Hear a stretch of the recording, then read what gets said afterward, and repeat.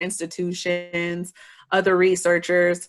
Think about it, you're going to Google them, right? So what do you even do when you are looking for a new restaurant in your neighborhood?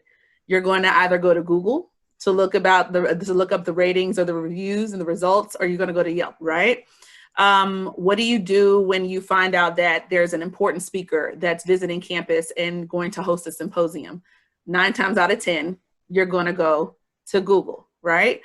And even what we deal with, and what you may even have felt dealing with us on a day-to-day basis, if the Houston Chronicle has a writer that's interested in writing about you and something that you're working on, one of the first things that they're going to do is they're going to Google you to find out who you are. They're going to look to see if you have a site, do you have any social media handles, anything that you're active on any platforms. That's one of the first things they're going to do.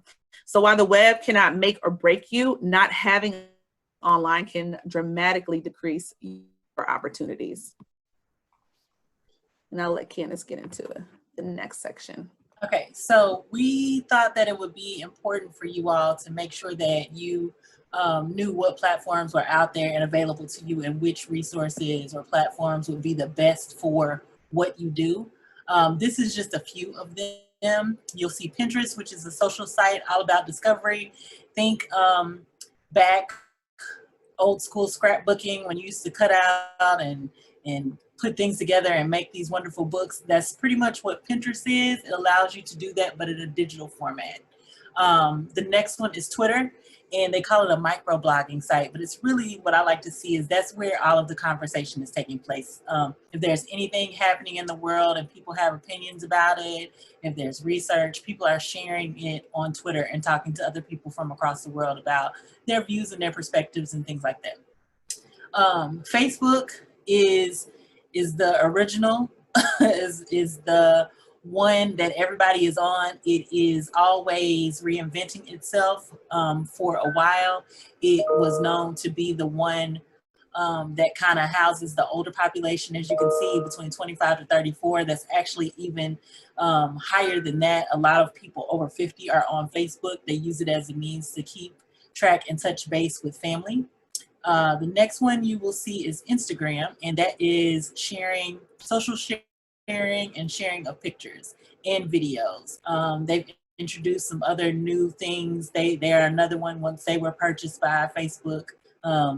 They are another platform that has continued to evolve and allow their users to participate in a bunch of different things. People use hashtags in order to track the conversation and the videos and the photos to make sure that they're a part of a larger discussion. So when you do a search for, say, I want to see the dogs of Instagram, there's actually a hashtag of dogs of Instagram, and on your search page, you will see all these dogs pop up.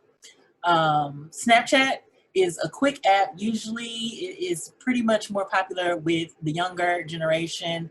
This says 12 to 24 is the best demographic for that, but it is videos that are shared within 24 hours and then they disappear.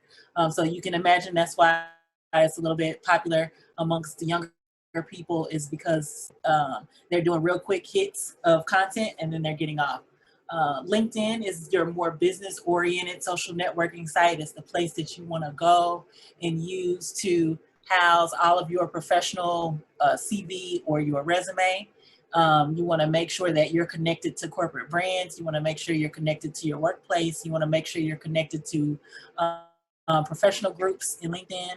The other one that is not mentioned here, which we will talk about today, is TikTok. I'm sure many of you have seen in the news TikTok kind of taking off, and Trump having a serious issue with TikTok, and they're on this time limit of 45 days. But TikTok is similar to Instagram in that you get to build and create a bunch of different video content with a bunch of different video editing features.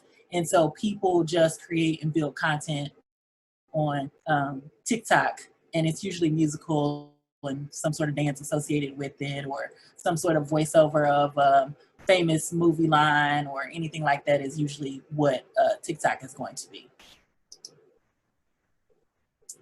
So while having a strong online presence will help you establish yourself as a key leader in your field, which, you guessed it, makes your brand stronger. So when you're getting into making your brand stronger, you're considering, and you have to ask yourself some of the following questions.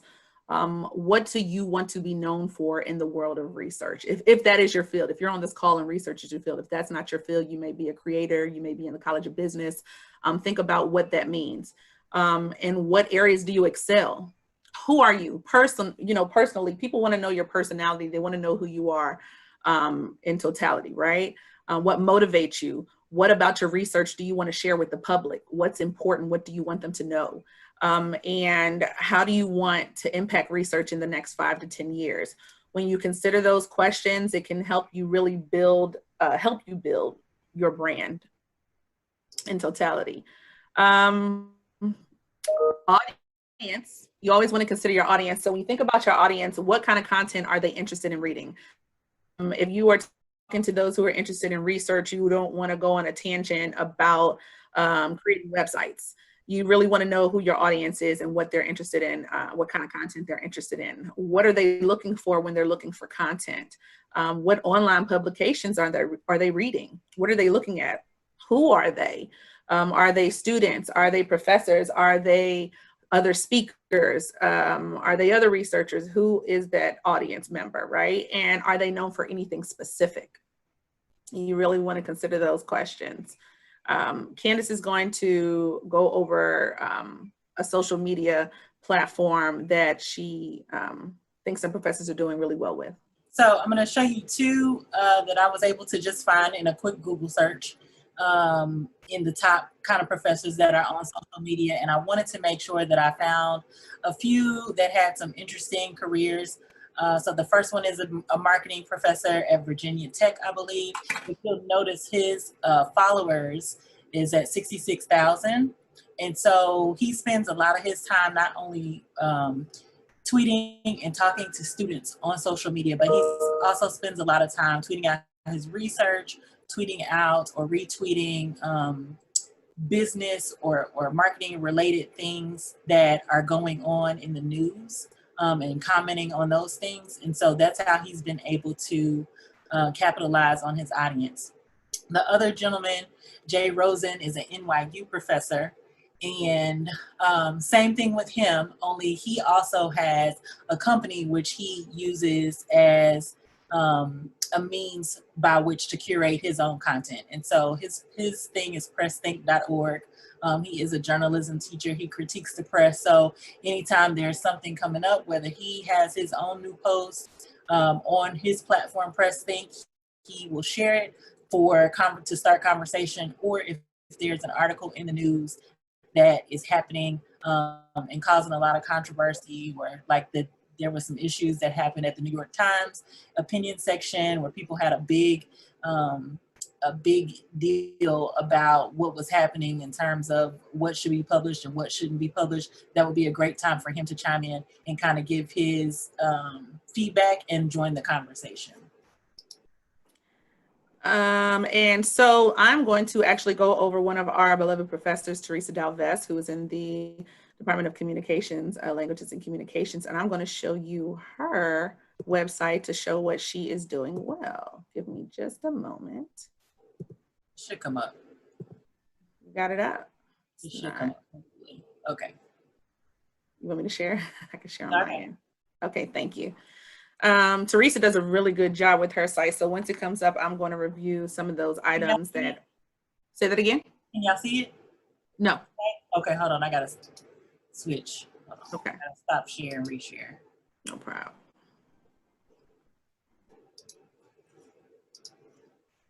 Okay, what about now? All right. So this is Teresa Dalves in the Department of Languages and Communications. So what stands out immediately is that she has her own website, which is what we suggest. Scrolling down, you see that she has her widgets.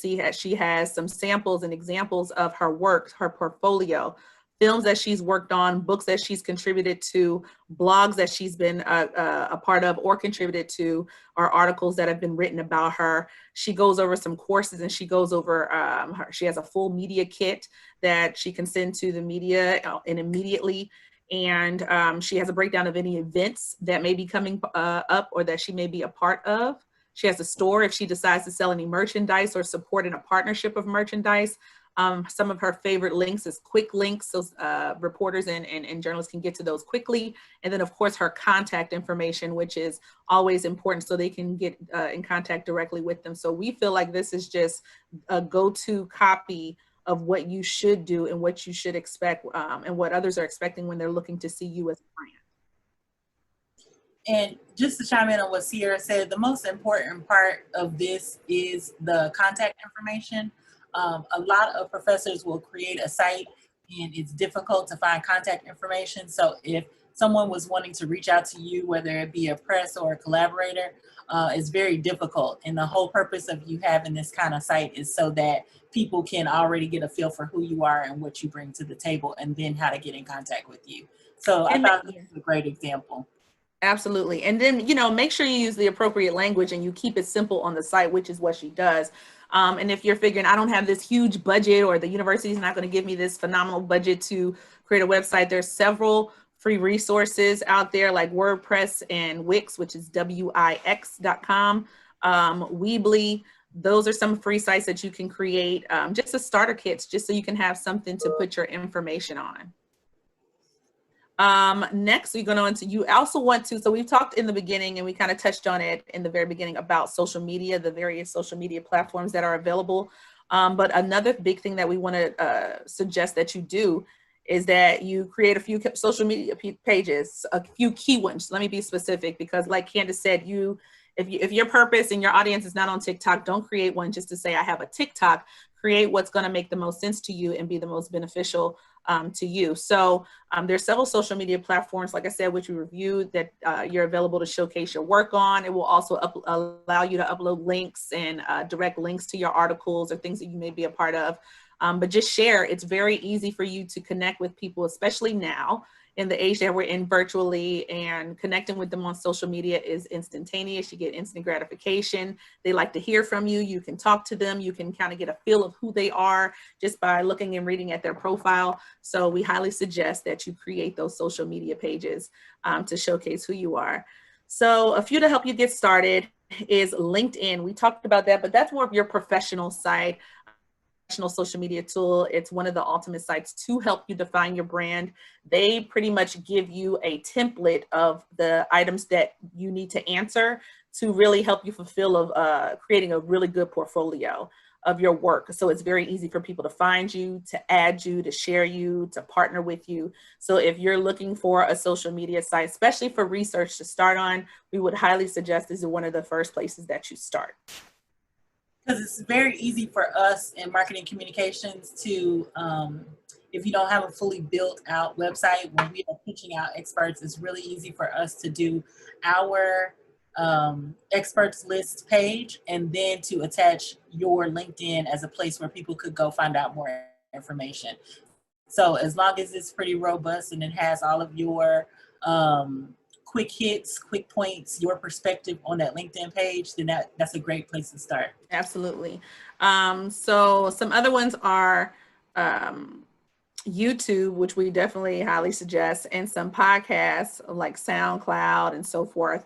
But the main important thing you definitely want to do while you're filling out these portfolios is you want to use a professional photo. If you don't have one, try to get one done. Typically, if you are on the campus, we've taken some at the beginning of the school year of last year, and we do them every year. I don't know what's going to happen this year. You want to quantify your accomplishments. Upload any links to your work and articles that may have already been published. You want to network. You want to engage with other industry professionals. So you can start with the university. You can start with those who are specifically in the research and innovation department. And then you can go from there and see those who are a part of your industry. You can connect with them, add them to your network, like them, things of that sort. You want to list any organizations that you're a part of. You want to find those on LinkedIn and you want to join those. Those are very good for networking, and they will usually pull you in your portfolio if they ever want to feature you or refer you to somebody or something to be a part of. RSVP to events online. Since we are in the virtual age, I know you're usually accustomed to going on some virtual events or some kind of symposium or in some kind of institute.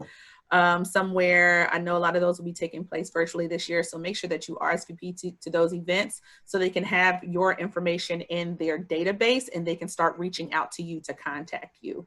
And then, like I said, if you're doing any videos behind the scenes of your research that is that you know other people can be privy to, then make sure that you share those links so people can be a part of your process and very excited when you're done with your project.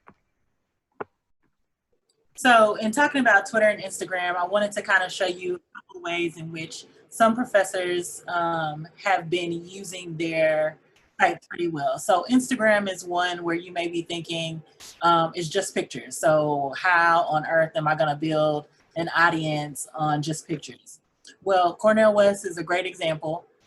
He not only shares photos and videos of himself when he's doing media interviews or quotes that he's said or his podcast, he also shares content that is in line with his platform or his whatever he is focused on at the moment. And so that's how he's able to capitalize on building a follower base. In addition to that, LinkedIn has this great option where if you look right under his photo and his name, it has Linktree Cornel West.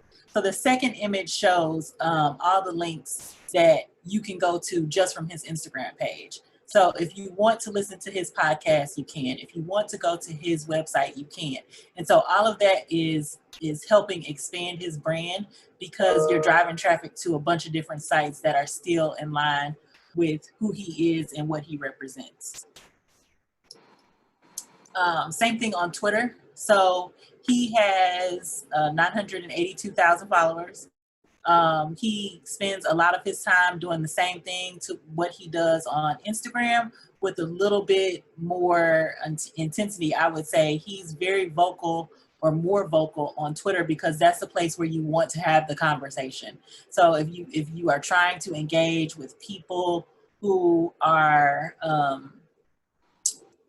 talking about a particular hot topic right now, hot national topic right now, this is the place where you want to spend most of your time. So you would still retweet, pin, post your content, but you would also use this as a point to begin conversations or join conversations. And again, if you look under his bio, he has branded himself as a provocative public intellectual. You'll find that in his bio. You'll find that in his Instagram bio. You will find that in his bio on his professional bio on the university site.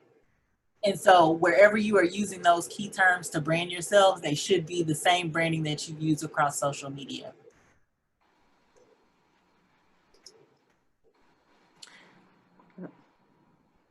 I'm gonna go back one before we get to key takeaways. So YouTube is another one that I didn't get to kind of discuss. Go back. Okay, YouTube is one that I wanted to discuss in terms of how could you use it if you are a researcher. So let's say you have a really exciting class lecture coming up that is a topic that you know is not a topic that you would normally have. You want to make sure that you can film that class, get permission from your students, and make sure that they are able to be filmed, and then show that and then post it or host it on your YouTube site. That's one way to build traction around your class. Soundcloud is another one, is podcasting.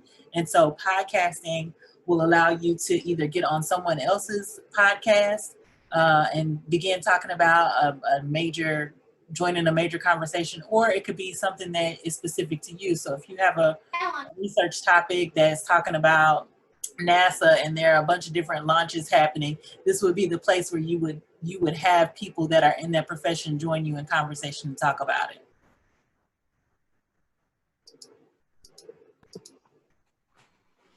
All right. You want to do the key takeaways? Go ahead. Okay. So with your key takeaways, you want to make sure that these are the most important pieces, you curate your own content. It's great to share other people's content and those you admire content, but it's very important for you to curate your own. Two, you're going to build some relationships online with your key industry players that align with your area of research or whatever your industry is.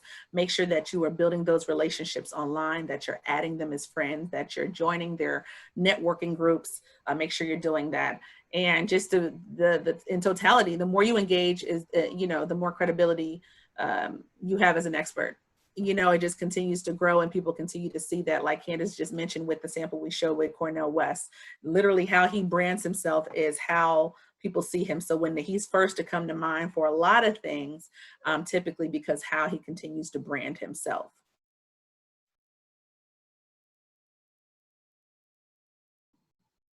So be consistent with your brand. Don't hop and skip all over the place. If this is your brand, then make sure that you stick with it. So the consistency is what helps you build it in the arena that you're in. And stick, like I said, for the main part, stick with the topics that you're a subject matter expert in when you're posting and when you're sharing your content. So we wanted to spend time answering all of the questions that you may have. So our presentation is a little shorter. Because we know that you've heard from Karen and we know that you've heard from the other two members on our team about branding and mixing with the media. So this was just kind of the final touch, but we wanted to spend as much time as we could answering questions about how to engage on social media and building an audience and anything like that. I see a question. Do we work privately or do we work individual faculty members to help you get started with something effective? Like, do we do consultations in our office? We absolutely do free consultations in our office, no charge to you. And no, we do complete consultations for you. We'll take a look at where you are currently, where you are with your brand, how you are personally, and then we'll touch bases on some things that you should definitely work on, what our suggestions are, try to put a plan of action forward for you to help you out, for sure. And then our office also we used to have Twitter chats that happened pretty much every month that was centered around a particular topic. And what we would ask the person or professor on our campus to do is reach out to two people at different universities, and we would formulate a series of questions and have it at a certain day, promote it, and then between the three of you guys, you would engage on Twitter around that topic and try to get other people to engage with you that are in the same profession.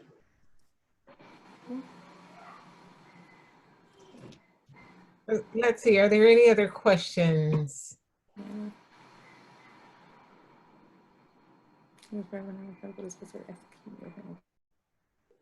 Okay.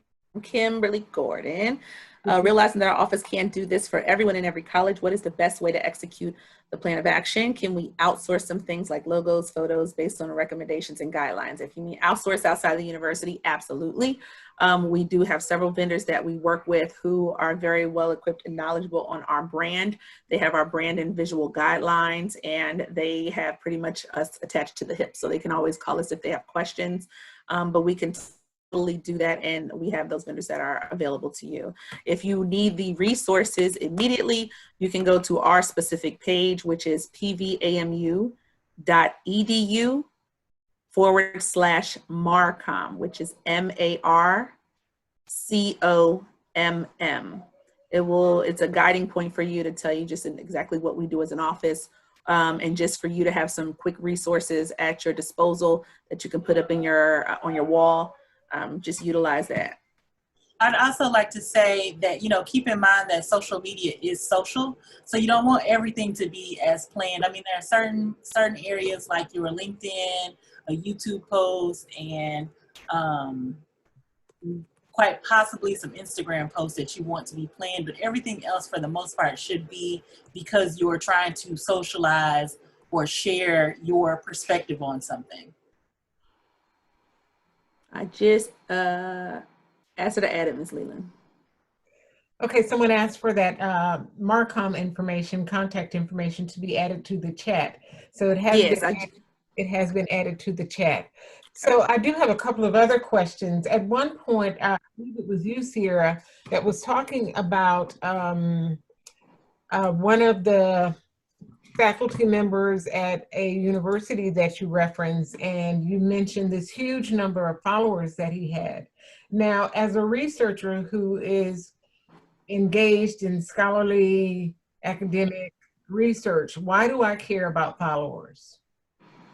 So followers, you don't have to care about followers, let me say that. But you should care about influencers and people who can help expand your brand. So I didn't get to show, and I wonder if I can pull him up because I think I saved him. I didn't get to show a physics professor who I think would, let me see, kind of help. Okay, let me see if I can share my screen.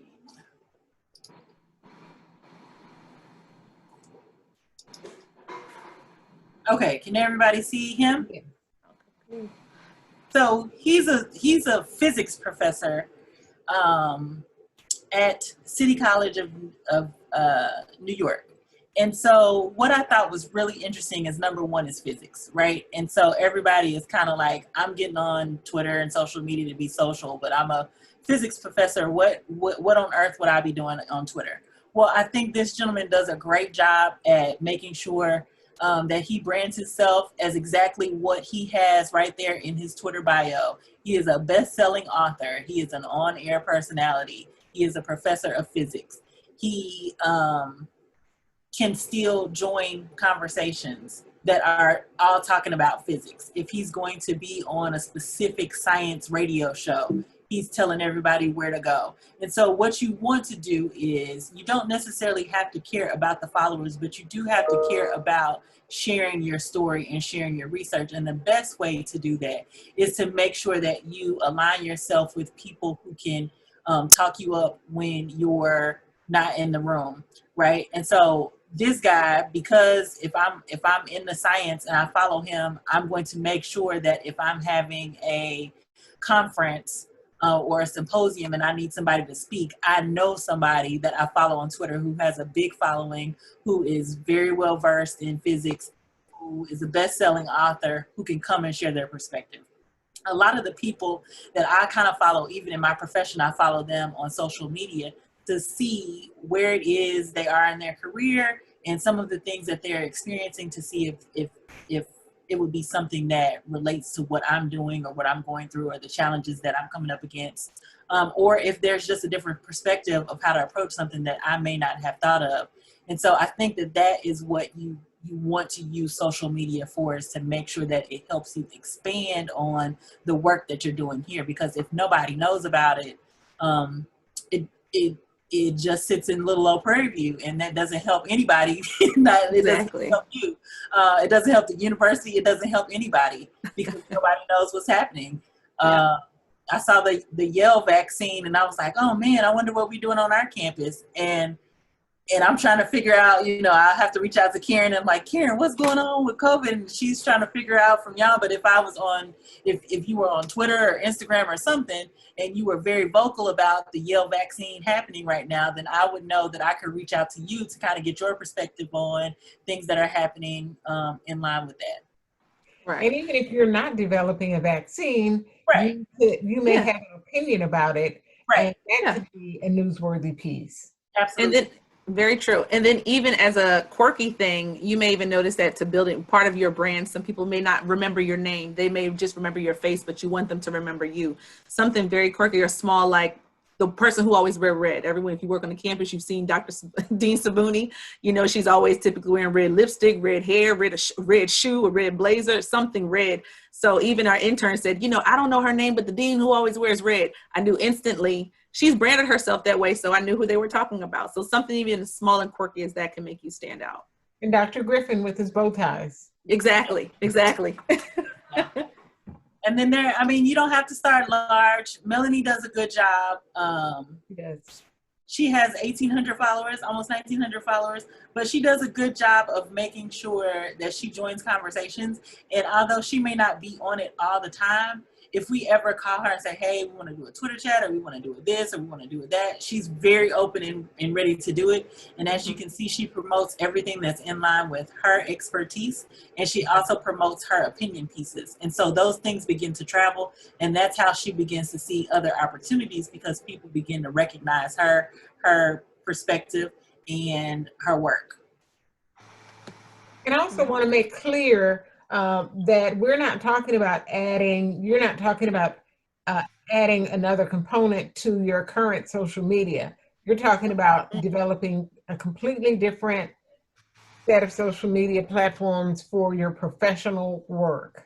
Correct. Right. Or right. Yeah. And some people align their personal and professional alignment the same, like Melanie, right? And so if she's passionate about that and that's what she speaks about 24/7, she teaches about it, she writes articles about it, that's what she's known for. So you don't have to differentiate all the time, but make sure that whatever your niche is, that you're really aligning that and you're expressing that outward to the public so they know who you are and what they can reach out to you for.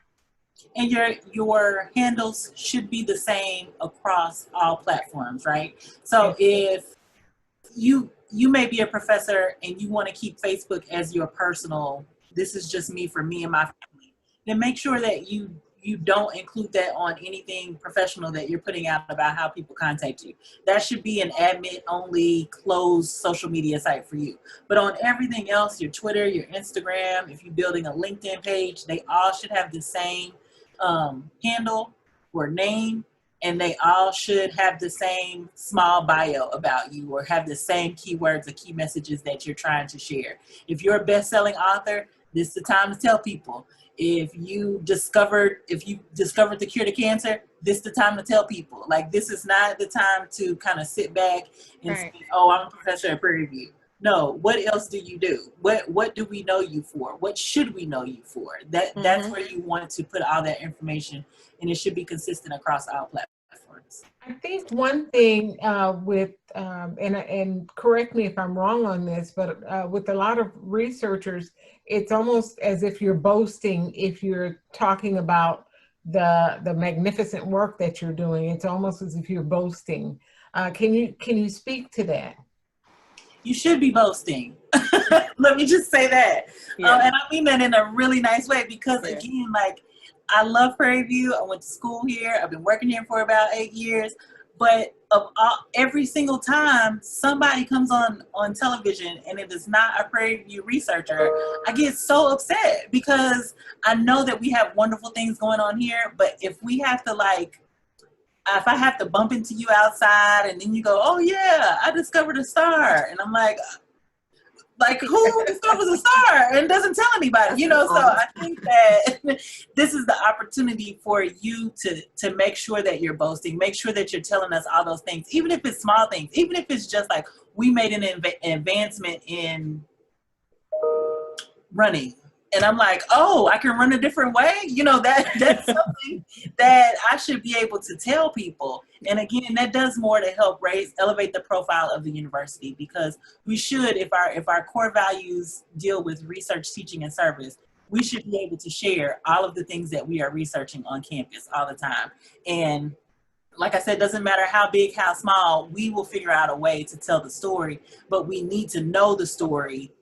And we can't do that if you don't boast about it. And sometimes, I'll be honest, because I'm not a science person, I need you to be like, this is so great, so that I can understand the magnitude of it, because I might be like, okay, so I can run faster? Like, I don't understand, but I need you to tell me, I built this shoe, and the shoe has such and such and such and such, and nobody else has built this shoe, and it has this da-da-da-da-da. I need you to be able to break it down for me so that I can break it down for other people, and Karen can break it down for other people, so we can share the story. Absolutely. We need to understand and be clear that here at Prairie View, we are inventing new knowledge and creating the future. Absolutely. Correct.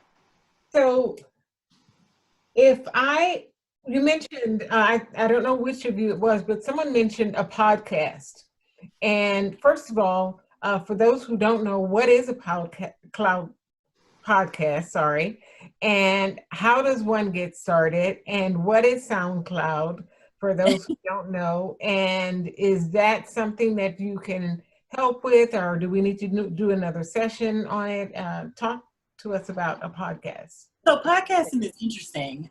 If you think about radio in its glory days, when there wasn't internet radio, And you think about Saturday mornings when it was just talk radio, or if you would turn to a talk radio station and it's just talk radio all day, every day. That is similar to what a podcast is. What people have begun doing is taking their unique perspectives and sharing them in an audio format and inviting someone or a couple of people to come on and discuss it. And they all have a set perspective. They're usually about an hour long. If they go over an hour, you better be really entertaining in order to hold somebody's attention. Mm-hmm. But they're usually about an hour long. The university started one last year that we started to put out monthly that we're revamping again because we've just gotten an increase for the demand of content that we put out. Mm-hmm. But you want to, SoundCloud is a free platform that you can use after you've recorded your podcast. The good thing about being on the campus is that the new Digital Commons space has podcasting equipment available to you in the room. So you just kind of set up your show, which is something that we could share with Karen, you know, how we set up our show just in terms of a basic time clock. In some places where we think you should have a break. Or some people shout out to their sponsors. We haven't quite gotten there yet, but we plan on getting there. And then once you have all of that audio recorded, you would upload it to SoundCloud. SoundCloud is just a place that houses audio. So it doesn't necessarily just house podcasts. You can find all kind of audio on there. But iTunes has just podcast area, and so does Spotify, where they just have a podcast area, and those just have to be approved. They're usually done weekly because people have a demand for content, but for the most part you could do them monthly as long as it's a pretty engaging conversation. I did find another one. I'll share my screen one more time. Hold on.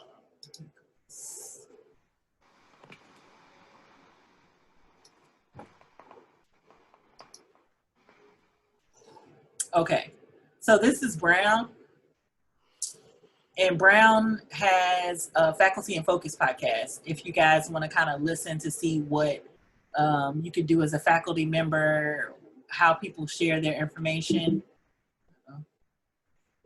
and they use SoundCloud to house their shows. But as you can see, this one is like 22 minutes long, 15 minutes long. An hour really is pushing it, but they give you kind of a basic breakdown of what they're going to talk about.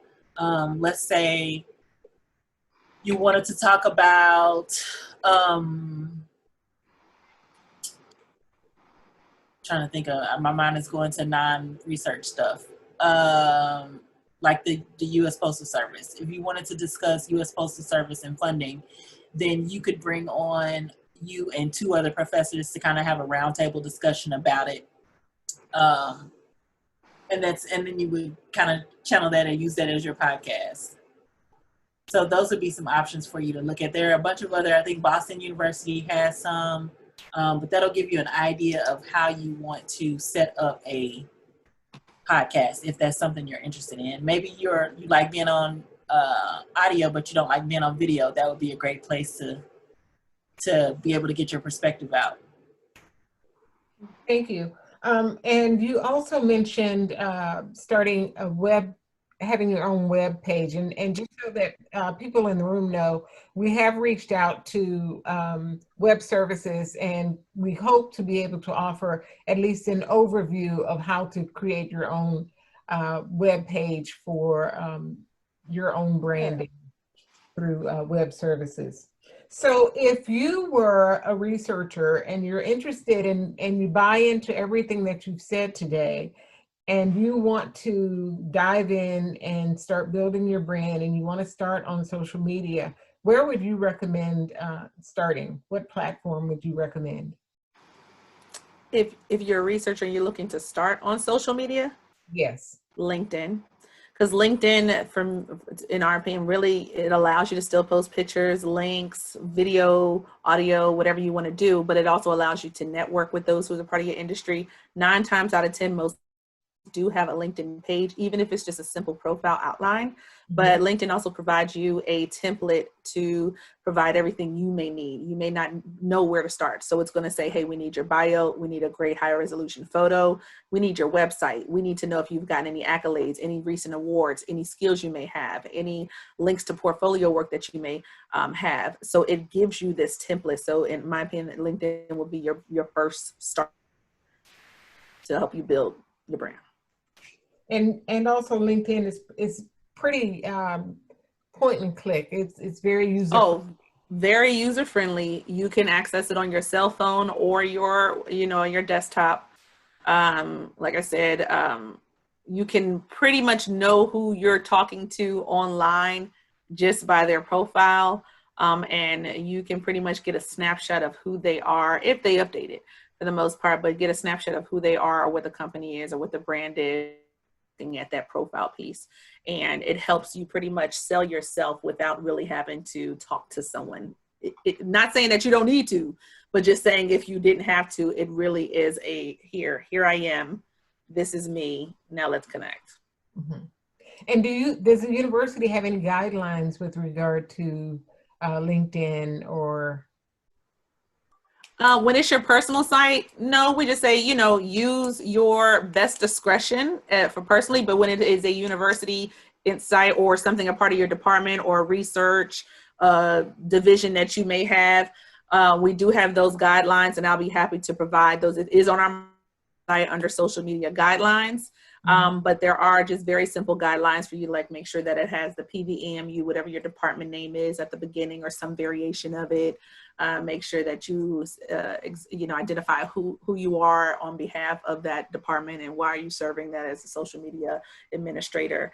They're very simple, but like I said, when it's your personal page, we don't really monitor that your personal pages. We'll look at it just to make sure you're not going to get us in trouble, but it's not a necessity.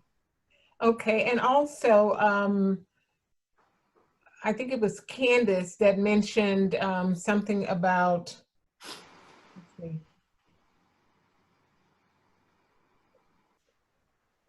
I think it was Candace that mentioned something about, let's see. I didn't make my note here. If it comes back to me, I'll email the group about it. Okay. Okay, so let's see if we have any additional questions in the box. And I want to remind everyone again, even though it's in the chat, I want to remind everyone that today's session is being recorded, and after it's edited, it will be uploaded to our YouTube channel, which is PVAMU Research.